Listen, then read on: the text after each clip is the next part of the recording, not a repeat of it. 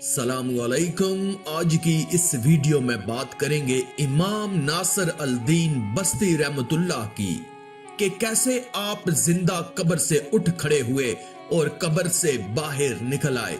ایسا حیرت انگیز واقعہ اس سے پہلے آپ نے کبھی نہیں سنا ہوگا۔ اگر یہ ویڈیو آپ کو پسند آئے تو کمنٹ میں اللہ اکبر لکھ کر اللہ کی قدرت چینل کو سبسکرائب کر دیں۔ شکریہ۔ ایک مرتبہ مشہور بزرگ عالم امام ناصر الدین بستی رحمت اللہ سخت بیمار ہو گئے اور اس بیماری میں آپ کو سکتے کا مرض لاحق ہو گیا۔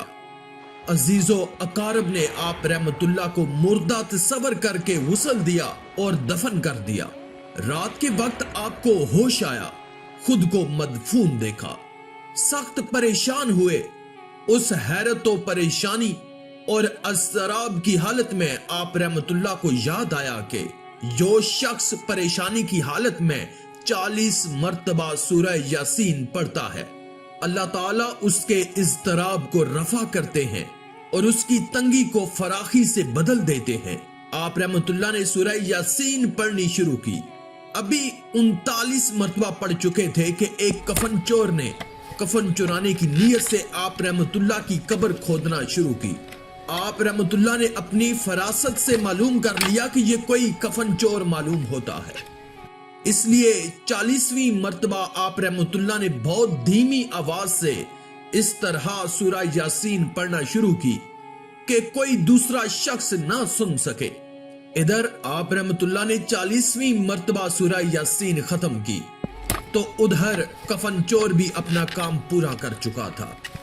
آپ رحمت اللہ فوراً قبر سے اٹھ کر باہر نکل آئے۔ کفن چور نے اس طرح اچانک غیر فطرتی طور پر جب آپ رحمت اللہ کو قبر سے باہر نکلتے دیکھا تو مارے ہیبت کے اس کا دل پھٹ گیا اور وہ وہیں پر جاں بحق ہو گیا۔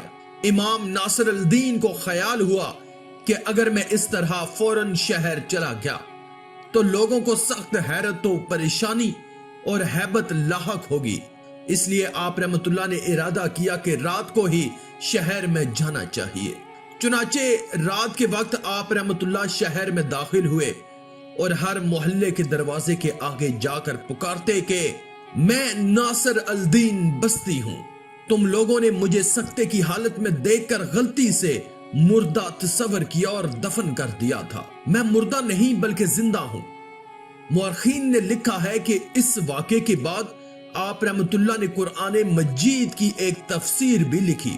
الغرض سورہ یاسین ایک ایسی عظیم الشان سورت اور ایک ایسی نعمت بے بہا ہے کہ جس کی روزانہ تلاوت کرنے والا، جس کا ہمیشہ ورد رکھنے والا، جسے مشکلات و مہمات میں پڑھنے والا کبھی نامراد نہیں رہ سکتا۔